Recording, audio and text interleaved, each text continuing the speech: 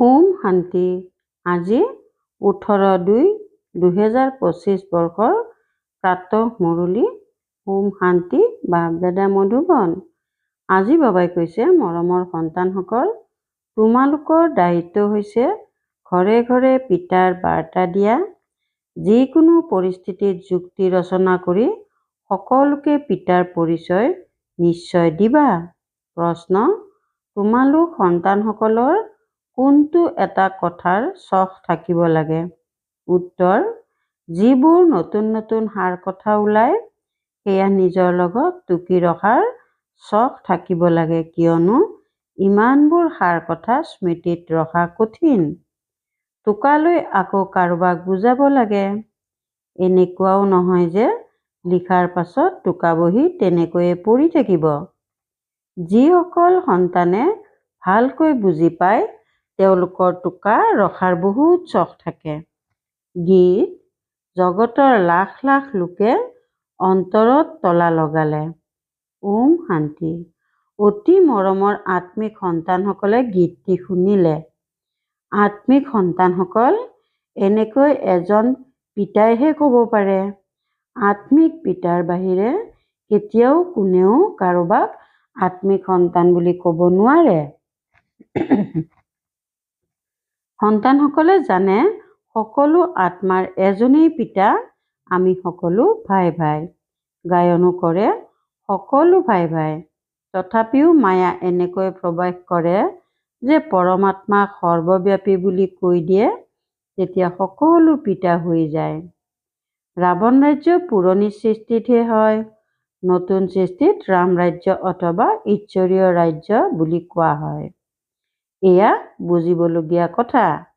দুখন ৰাজ্য নিশ্চয় আছে, ঈশ্বৰীয় ৰাজ্য আৰু আসুৰী ৰাজ্য। নতুন সৃষ্টি আৰু পুৰণি সৃষ্টি। নতুন সৃষ্টি নিশ্চয় পিতাইহে ৰচনা কৰিব। এই সৃষ্টিত মনুষ্যই নতুন সৃষ্টি আৰু পুৰণা সৃষ্টিকো বুজি নাপায়, তাৰমানে একোৱেই নাজানে। তোমালোকেও একো নাজানিছিলা, অজ্ঞানী আছিলা। নতুন সুখৰ সৃষ্টি কোনে স্থাপনা কৰে? আকৌ পুৰণি সৃষ্টিত দুখ কিয় হয়? স্বৰ্গৰ পৰা নৰক কেনেকৈ হয়? এয়া কোনেও নাজানে। এই কথাবোৰতো মনুষ্যইহে জানিব নহয়। দেৱতাসকলৰ চিত্ৰও আছে, তেন্তে নিশ্চয় আদি সনাতন দেৱী দেৱতাসকলৰ ৰাজ্য আছিল। এই সময়ত নাই। এয়া হৈছে প্ৰজাৰ ওপৰত ৰাজ্য। পিতা ভাৰতলৈকেহে আহে। মনুষ্যই এইটো নাজানে যে শিৱ বাবা ভাৰতত আহি কি কৰে। নিজৰ ধৰ্মকেই পাহৰি গ'ল। তোমালোকে এতিয়া ত্ৰিমূৰ্তি আৰু শিৱ পিতাৰ পৰিচয় দিব লাগে। ব্ৰহ্মা দেৱতা, বিষ্ণু দেৱতা, শংকৰ দেৱতা বুলি কোৱা হয়। আকৌ কয় শিৱ পৰমাত্মায়ে নমঃ। গতিকে তোমালোক সন্তানসকলে ত্ৰিমূৰ্তি শিৱৰহে পৰিচয় দিব লাগে। এনেকুৱা সেৱা কৰিব লাগে। যিকোনো পৰিস্থিতিতেই পিতাৰ পৰিচয় সকলোৱে পালে তেতিয়া পিতাৰ পৰা উত্তৰাধিকাৰ লৈ ল'ব। তোমালোকে জানা আমি এতিয়া উত্তৰাধিকাৰ লৈ আছো আৰু বহুতেই উত্তৰাধিকাৰ ল'বলৈ আছে। আমাৰ ওপৰত ঘৰে ঘৰে পিতাৰ বাৰ্তা দিয়াৰ দায়িত্ব আছে। আচলতে বাৰ্তা দিওঁতা এজন পিতাই হয়। পিতাই নিজৰ পৰিচয় তোমালোকক দিয়ে। তোমালোকে আকৌ আনক পিতাৰ পৰিচয় দিব লাগে। পিতাৰ জ্ঞান দিব লাগে। মুখ্য হ'ল ত্ৰিমূৰ্তি শিৱ। ইয়াৰেই প্ৰতীক চিহ্নও তৈয়াৰ কৰিছে। চৰকাৰে ইয়াৰ যথাৰ্থ অৰ্থ বুজি নাপায়। ইয়াত যঁতৰৰ নিচিনা চক্ৰও দিয়া হৈছে। তাত আকৌ লিখিছে সত্যমেৱ জয়তে। ইয়াৰ একো অৰ্থটো নোলায়। এয়াতো সংস্কৃত শব্দ। এতিয়া পিতাটো হয়েই সত্য। পিতাই যি বুজায় তাৰ দ্বাৰা তোমালোক গোটেই বিশ্বত বিজয়ী হোৱা। পিতাই কয়, মই সত্য কথা কওঁ। তোমালোকে এই পঢ়াৰ দ্বাৰা প্ৰকৃতাৰ্থত নাৰায়ণ হ'ব পাৰা। তেওঁলোকে কি অৰ্থ উলিয়াই থাকে সেয়াও তেওঁলোকক সুধিব লাগে। পিতাইটো অনেক প্ৰকাৰে বুজায়। যি ঠাইত মেলা বহে তাত নদীৰ পাৰলৈ গৈও বুজোৱা। পতিত পাৱন গংগাটো হ'ব নোৱাৰে, নদীবোৰো সাগৰৰ পৰা ওলায়। সেয়া হ'ল পানীৰ সাগৰ। তাৰ পৰা পানীৰ নদী ওলায়। জ্ঞান সাগৰৰ পৰা জ্ঞানৰ নদী ওলাব। তোমালোক মাতাসকলৰ এতিয়া জ্ঞান আছে, গোমুখলৈ যায়। সেই মুখৰ পৰা পানী ওলায়, তাকে গংগাৰ জল বুলি ভাবে। ইমান লিখা পঢ়া কৰা মনুষ্যই বুজি নাপায় যে ইয়াত গংগা জল ক'ৰ পৰা ওলাব। শাস্ত্ৰত আছে যে বান মাৰিলে আৰু গংগা ওলাই আহিল। এতিয়া এয়াতো হৈছে জ্ঞানৰ গংগা। এনেকুৱা নহয় যে অৰ্জুনে বান মাৰিলে আৰু গংগা ওলাই আহিল। কিমান দূৰ দূৰণিলৈ তীৰ্থ কৰিবলৈ যায়। এনেকৈ কয় যে শংকৰৰ জটাৰ পৰা গংগা ওলাল। য'ত স্নান কৰিলে মনুষ্যৰ পৰা পৰী হৈ যায়, মনুষ্যৰ পৰা দেৱতা হৈ যায়। এয়াও পৰীৰ নিচিনাই নহয় জানো? এতিয়া তোমালোক সন্তানসকলে পিতাৰ এই পৰিচয় দিব লাগে। সেইকাৰণে বাবাই এই চিত্ৰ অংকন কৰাইছে। ত্ৰিমূৰ্তি শিৱৰ চিত্ৰত গোটেই জ্ঞান আছে। মাত্ৰ তেওঁলোকৰ ত্ৰিমূৰ্তিত চিত্ৰত জ্ঞান দিওঁতা অৰ্থাৎ শিৱৰ চিত্ৰ নাই, জ্ঞান লওঁতাৰ চিত্ৰ আছে। এতিয়া তোমালোকে ত্ৰিমূৰ্তি শিৱৰ চিত্ৰৰ ওপৰত বুজোৱা। ওপৰত আছে জ্ঞান দিওঁতা, ব্ৰহ্মাই তেওঁৰ পৰা জ্ঞান পায়, যি জ্ঞান আকৌ বিয়পাই দিয়ে। ইয়াক কোৱা হয় ঈশ্বৰৰ ধৰ্ম প্ৰতিষ্ঠাৰ কাৰ্য ব্যৱস্থা। এই দেৱী দেৱতাৰ ধৰ্ম বহুত সুখ দিওঁতা হয়। তোমালোক সন্তানসকলে নিজৰ সত্য ধৰ্মৰ পৰিচয় পালা। তোমালোকে জানা যে আমাক ভগৱানে পঢ়ায়। তোমালোক কিমান আনন্দিত হোৱা। পিতাই কয় তোমালোক সন্তানসকলৰ আনন্দৰ সীমা থাকিব নালাগে, কাৰণ তোমালোকক পঢ়াওঁতাজন স্বয়ং ভগৱান। ভগৱানটো হৈছে নিৰাকাৰ শিৱ, শ্ৰীকৃষ্ণ নহয়। পিতাই বহি বুজায়, সকলোৰে সদ্গতি দাতা এজনেই। সদ্গতি সত্যযুগক কোৱা হয়, দুৰ্গতি কলিযুগক কোৱা হয়। নতুন জগতক নতুন পুৰণিক পুৰণি বুলিয়েই ক'ব। মনুষ্যই ভাবে যে এতিয়া জগতখনক পুৰণি হ'বলৈ 40,000 বছৰ লাগিব। কিমান বিভ্ৰান্ত হৈ আছে। পিতাৰ বাহিৰে এই কথাবোৰ আন কোনেও বুজাব নোৱাৰে। পিতাই কয়, মই তোমালোকক সন্তানসকলক ৰাজ্য ভাগ্য দি বাকী সকলোকে ঘৰলৈ লৈ যাওঁ। যিসকল মোৰ মতত চলে তেওঁলোক দেৱতা হৈ যায়। এই কথাবোৰ তোমালোক সন্তানসকলে জানা। নতুন কোনোবাই কি বুজিব? তোমালোক মালীসকলৰ কৰ্তব্য হৈছে বাগিচা লগাই তৈয়াৰ কৰা।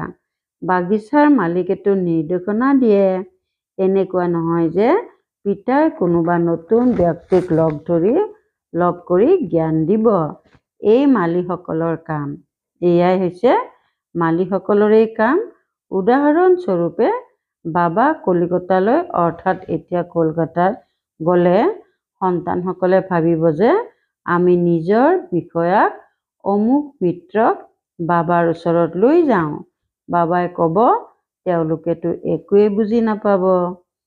এয়া যেন বুদ্ধিহীনক সন্মুখত আনি বহুৱাৰ নিচিনা।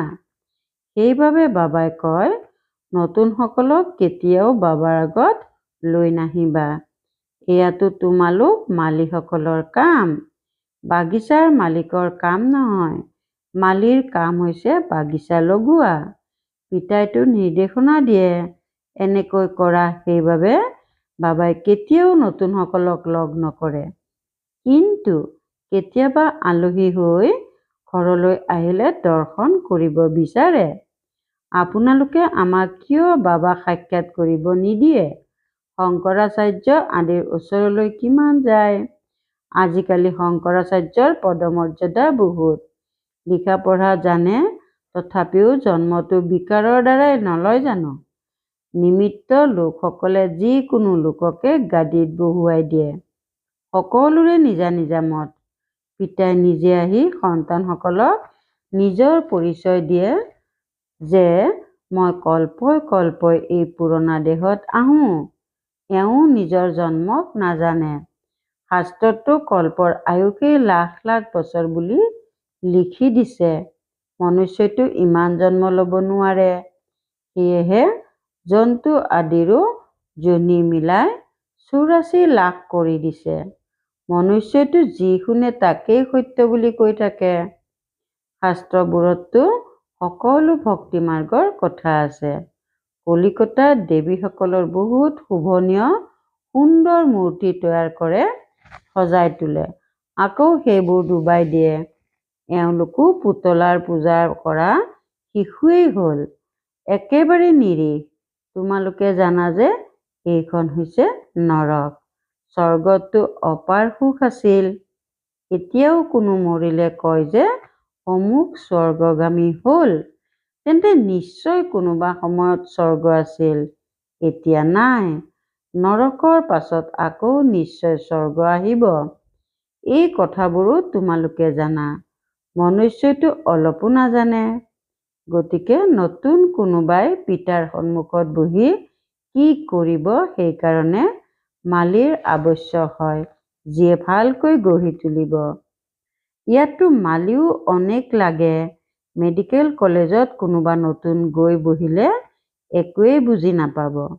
এই জ্ঞানো হৈছে নতুন। পিতাই কয়, মই আহিছোঁ সকলোকে পবিত্ৰ কৰি তুলিবলৈ, মোক স্মৰণ কৰিলে পাৱন হৈ যাবা। এই সময়ত সকলো তমোপ্ৰধান আত্মা, সেইবাবেতো কৈ দিয়ে আত্মাই পৰমাত্মা। সকলোতে পৰমাত্মা আছে। তেন্তে পিতাই জানো বহি এওঁলোকৰ কাৰণে মগজ খটুৱাই থাকিব?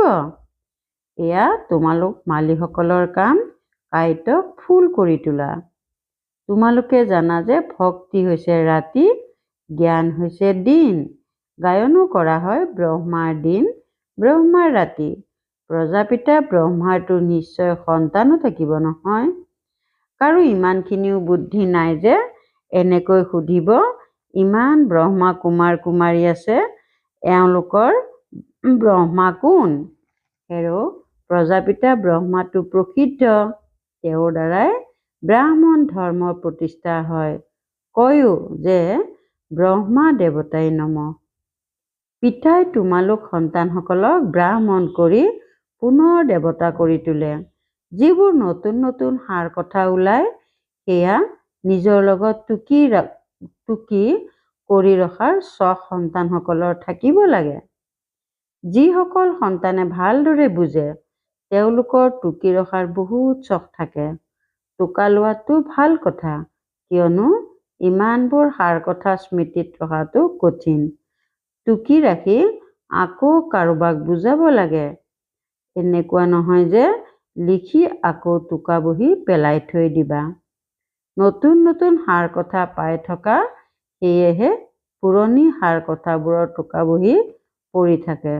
স্কুলতো পঢ়ি গৈ থাকিলে আগৰ শ্ৰেণীৰ কিতাপবোৰ পৰি থাকে। যেতিয়া তোমালোকে বুজোৱা তেতিয়া শেষৰ ফালে এইটো বুজোৱা যে মন্মনাভ হ'ব। পিতাক আৰু সৃষ্টিৰ চক্ৰক স্মৰণ কৰা। মুখ্য কথা হৈছে মামেকম স্মৰণ কৰা, অৰ্থাৎ কেৱল মোক স্মৰণ কৰা। ইয়াকেই যোগ অগ্নি বুলি কোৱা হয়।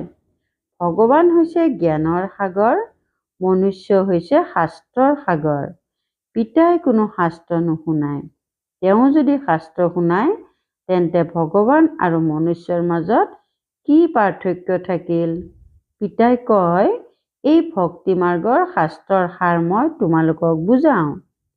সেই মুৰুলি বজোৱাসকলে সাপ ধৰে, তেতিয়া তাত দাঁত উলিয়াই দিয়ে। পিতাইও তোমালোকক বিষ পান কৰাৰ পৰা এৰুৱাই দিয়ে। এই বিষৰ দ্বাৰাই মনুষ্য পতিত হয়। পিতাই কয়, ইয়াক ত্যাগ কৰা, তথাপিও ত্যাগ নকৰে। পিতাই বগা অৰ্থাৎ পবিত্ৰ কৰি তোলে, তথাপি পতিত হৈ মুখ কলা কৰি দিয়ে। পিতা আহিছে তোমালোক সন্তানসকলক জ্ঞান চিতাত বহুৱাবলৈ। জ্ঞান চিতাত বহিলে তোমালোক বিশ্বৰ মালিক জগতজিত হৈ যোৱা। ভাল বাৰু, অতি মৰমৰ কল্পৰ পাছত পুনৰাই মিলিত হোৱা সন্তানসকলৰ প্ৰতি মাতা পিতা বাপ দাদাৰ স্নেহপূৰ্ণ স্মৰণ আৰু সুপ্ৰভাত। আত্মিক পিতাৰ আত্মিক সন্তানসকলক নমস্কাৰ। ধাৰণাৰ বাবে মুখ্য সাৰ 1 নম্বৰ, সদায় আনন্দিত হৈ থাকিব লাগে যে আমি সত্য ধৰ্মৰ প্ৰতিষ্ঠাৰ নিমিত্ত হওঁ। স্বয়ং ভগৱানে আমাক পঢ়ায় আমাৰ দেৱী দেৱতাৰ ধৰ্ম বহুত সুখ দিওঁতা হয়। 2 নম্বৰ, মালি হৈ কাঁইটক ফুল কৰি তোলাৰ সেৱা কৰিব লাগে। ভালকৈ প্ৰতিপালন কৰি তাৰ পাছত আকৌ পিতাৰ সন্মুখত আনিব লাগে। পৰিশ্ৰম কৰিব লাগে। বৰদান, পুৰণি দেহ আৰু জগতক পাহৰি যাওঁতা বাপ দাদাৰ অন্তৰ আসনধাৰী হোৱা। পুৰণি দেহ আৰু জগতক পাহৰি যাওঁতা বাপ দাদাৰ অন্তৰ আসনধাৰী হোৱা। সংগমযোগী শ্ৰেষ্ঠ আত্মাসকলৰ স্থান হৈছে বাপ দাদাৰ অন্তৰ আসন। এনেকুৱা আসন গোটেই কল্পত প্ৰাপ্ত কৰিব নোৱাৰে। বিশ্বৰ ৰাজ্য বা ৰাজ্যৰ আসনটো পাই থাকিব, কিন্তু এই আসন নাপাব। এয়া ইমান বিশাল আসন যে চলা ফুৰা কৰা, খোৱা, কিন্তু সদায় আসনধাৰী হৈ থাকিব পাৰা। যিসকল সন্তান সদায় বাপ দাদাৰ অন্তৰ আসনধাৰী হৈ থাকে, তেওঁলোক এই পুৰণি দেহ বা দেহৰ জগতৰ পৰা বিস্মৃতিত হৈ থাকে। ইয়াক দেখিও নেদেখে।